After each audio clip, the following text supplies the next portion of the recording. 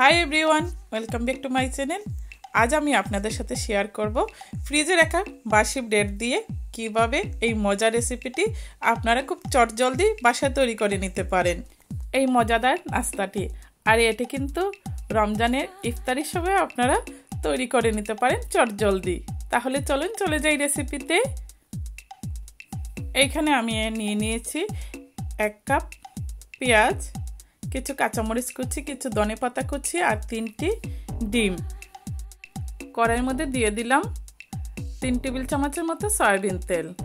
তেলটাকে ছড়িয়ে দিব ফ্রাই প্যানের চারপাশে। তেলটা হালকা গরম হয়ে গেলে এখন আমি দিয়ে দিব তার মধ্যে কেটে রাখা পেঁয়াজ কুচি।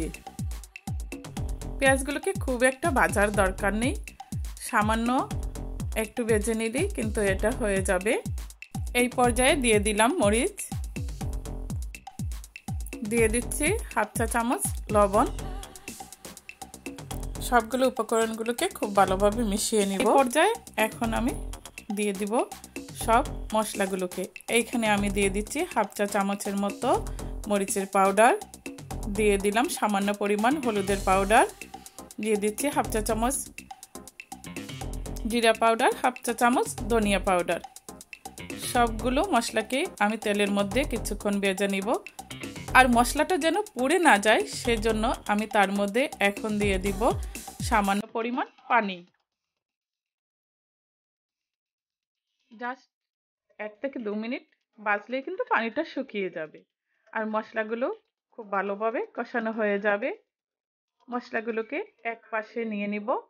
এখন আমি যে 3টা ডিম নিয়েছিলাম সেই 3টা ডিম এখন তার মধ্যে দিয়ে দিচ্ছি।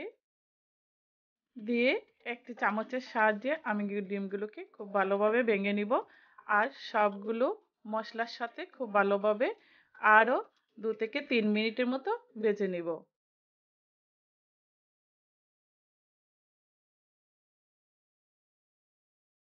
ডিমটা ভাজা হয়ে গেলে কিন্তু হয়ে যাবে এই পুরটা। ডিমটা ভাজা হয়ে গিয়েছে, এখন আমি তার মধ্যে দিয়ে দিচ্ছি কিছু ধনেপাতা কুচি। আর ধনেপাতাটা দেওয়ার পর যে কোনো খাবারে কিন্তু ফ্লেভারটা দারুণ আসে। সবগুলোকে খুবই ভালোভাবে আরও কিছুক্ষণ নেড়ে নিব। এখন এগুলোকে ছড়িয়ে রেখে দিব ঠান্ডা হওয়ার জন্য। এখানে আমি 4 পিস ব্রেড নিয়ে নিয়েছি। ব্রেডগুলোকে এখন আমি খুব ভালোভাবে পাশ থেকে কেটে নিব। পাশের যে অংশটা আছে সেটাকে ফেলে দিব। সবগুলো ব্রেডগুলোকে ঠিক একইভাবে আমি কেটে নিব। এই কাটা অংশগুলো দিয়ে কিন্তু আপনারা ব্রেড গ্রাম তৈরি করে নিতে পারেন। এখন একটি বেলনি দিয়ে আমি এগুলোকে 2 থেকে 3 বার বেলে নিলেই এইরকম রুটিগুলো কিন্তু পাতলা হয়ে যাবে। এখন এই রুটির মধ্যে আমি 1 চামচ করে পুরগুলোকে দিয়ে দিব। এখন একটি বাটিতে সামান্য একটু পানি নিয়ে আমি ব্রেডের চারপাশে লাগিয়ে দিব। এই পানিটা কিন্তু আটার কাজ করবে।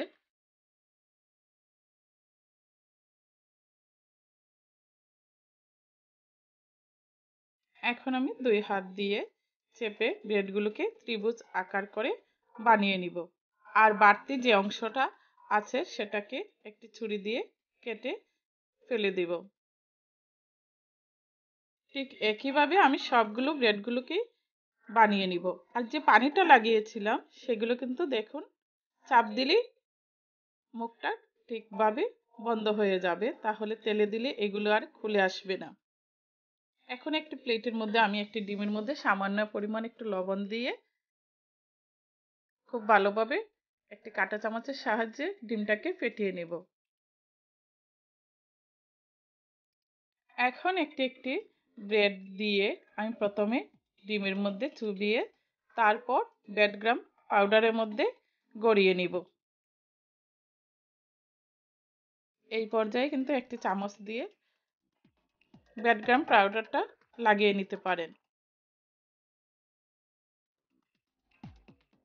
একইভাবে আমি সবগুলো ব্রেডগুলোকে তৈরি করে নেব।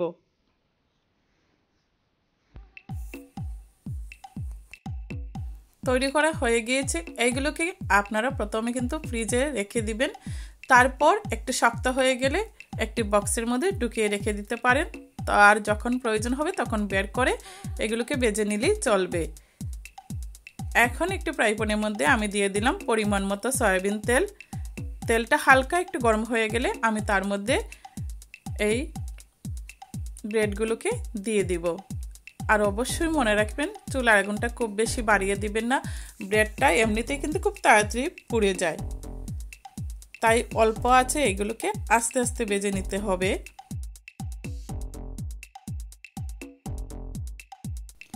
এক পাশ ব্রাউন কালার হয়ে গেলে আমি এগুলোকে উল্টিয়ে দিব।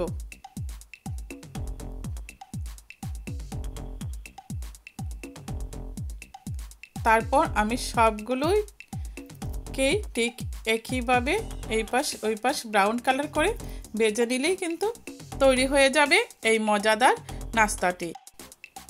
এখন এগুলোকে তুলে পরিবেশন করব। আমার এই রেসিপিটি যদি আপনাদের ভালো লাগে প্লিজ আপনারা কিন্তু বাসায় ট্রাই করে দেখবেন।